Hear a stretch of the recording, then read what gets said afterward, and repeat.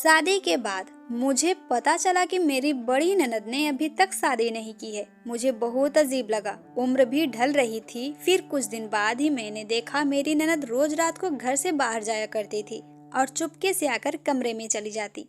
एक रात मैंने नंद का पीछा किया तो मेरे पैरों तले से जमीन ही निकल गई।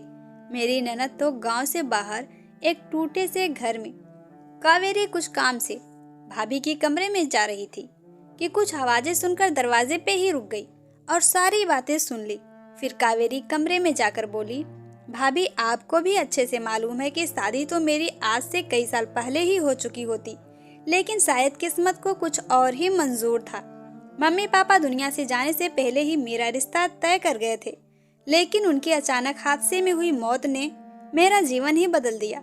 घर की बड़ी बेटी होने के कारण पूरी जिम्मेदारी मैंने खुशी खुशी अपने ऊपर ले ली और छोटे भाई व बहन की जिम्मेदारी निभाते निभाते मैंने अपना जीवन ही समर्पण कर दिया और उस रिश्ते के लिए भी मना कर दिया था। सबको उनकी जिंदगी की राह दिखाते दिखाते, भाई बहन की गृहस्थी बचाते बचाते मैं कब मेरी उम्र ढल गई पता ही नहीं चला।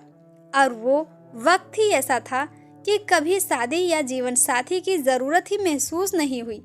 अरे मैंने तो हमेशा अपने भाई बहन को और उनके परिवार को ही अपना माना है। मैं तो हमेशा सबके चेहरे की मुस्कुराहट देखकर सबकी इच्छाएं पूरी करके ही खुश रहती थी। लेकिन समय बहुत बलवान होता है। जैसे जैसे सबके परिवार बढ़ते गए, सब अपनों में सिमटते चले गए और मुझे छोड़ दिया एक कोने में, जिस कारण मैं बिल्कुल अकेली होती चली गई।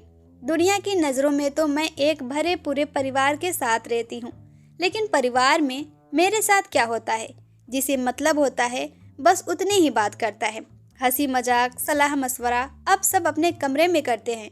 हाँ, लेकिन परिवार का छोटा हो या बड़ा, जिसे भी पैसों की ज़रूरत होती है तो सबको मेरी याद ज़रूर आती है, क्योंकि सबने मन में एक ही बात बिठा रखी है कि मेरा तो कोई अपना परिवार बच्चे है ही नहीं, तो मैं अपने दौलत जमा पूंजी कहाँ लेकर जाऊंगी। इसलिए सबको लगता है जितना लूट सकते हो लूट लो, कभी किसी बहाने तो कभी किसी। लेकिन शायद मैं पागल सबसे प्यार में फंसी, किसी का असली चेहरा देख ही नहीं पाई और सबके लालच को प्यार और इज्जत समझती रही। मगर सही ही कहते हैं, बुरा समय सबके असली चेहरे दिखा ही देता है, और मेरे साथ भी वही हुआ।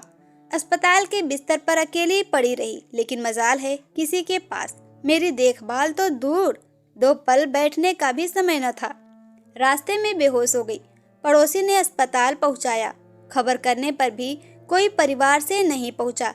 अरे जिन भाई बहन के लिए जीवन कुर्बान कर दिया, उनके बच्चों को हाथों में पाला, लेकिन कोई झांकने तक नहीं आया। जिंदा हूँ या मर गई, कोई मेरी मदद करने नहीं आया। भगवान भला करे उस पड़ोसी का जो 2 दिन तक अस्पताल में मेरे साथ रहा, और अस्पताल की नर्स का जिसने दिन रात मेरी सेवा की, और मैं ठीक होकर घर आ गई। जीवन में पहली बार आज सच में मुझे एक अपने परिवार और सच्चे जीवन साथी की कमी महसूस हो रही है, जिन्हें मैं अपना कह सकूं। ऐसा जीवन साथी जिसे मैं अपने दिल का हाल बता सकूं, जिसके साथ मैं अपना दुख दर्द बांट सकूं।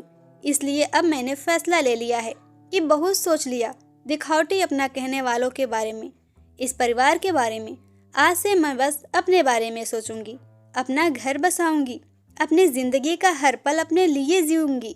अब मैं भी जीवन का हर रंग देखूंगी, और यही मेरा आखिरी फैसला है। इतना बोलकर कावेरी कमरे से बाहर चली गई और भाभी के मानो पैरों तले से ही जमीन निकल गई, क्योंकि उनके हाथ से तो लाखों की जायदाद और हर महीने निकलने वाली लॉटरी निकल चुकी थी। कावेरी का पापा को पता नहीं क्या सूझी थी। उन्होंने मरने से कुछ दिन पहले ही एक जमीन का टुकड़ा कावेरी के नाम कर दिया, और पापा की जगह कावेरी को बैंक में सरकारी नौकरी भी मिल गई थी।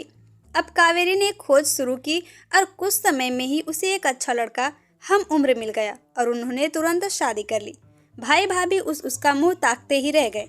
कहानी कैसी लगी कमेंट बॉक्स में ज़रूर बताएं और चैनल को लाइक एंड सब्सक्राइब कर दें। Thank you.